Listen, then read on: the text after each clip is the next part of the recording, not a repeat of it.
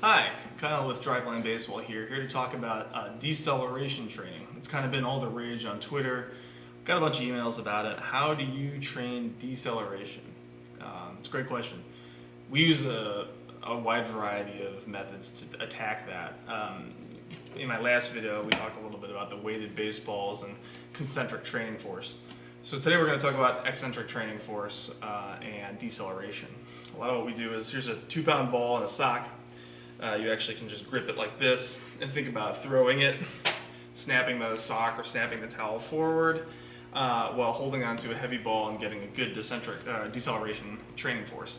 It's kind of similar to the towel drill, except for the towel drill is an awful drill. Teaching extension to the plate is useless. It doesn't mimic pitching mechanics at all.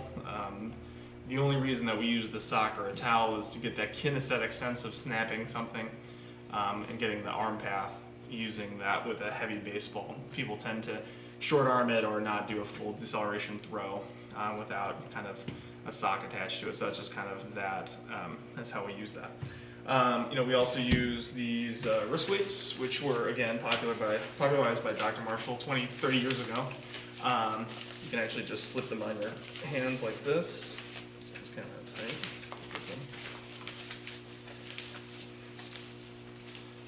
With the fingers hanging down, you can do, pronation, supination stuff.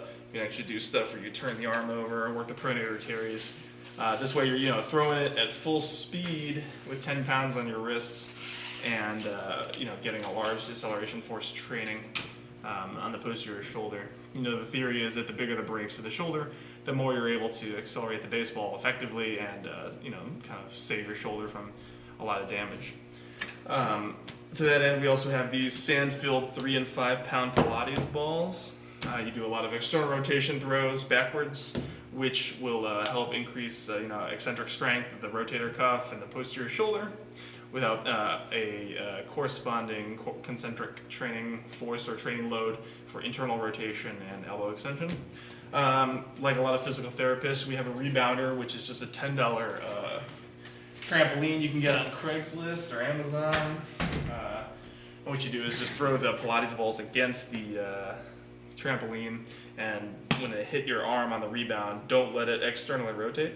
So it just hits and you apply downward force. This way you're getting internal rotation, pressure without and external rotation resistance with a ball being accelerated upwards. It really helps build posterior chain strength or posterior shoulder strength, and it's just a great way to do that. So those are kind of the deceleration training effects that we have here. There will be links in the description with where you can buy wrist weights, Pilates balls, trampolines, and weighted baseballs. So be sure to check it out. Thanks.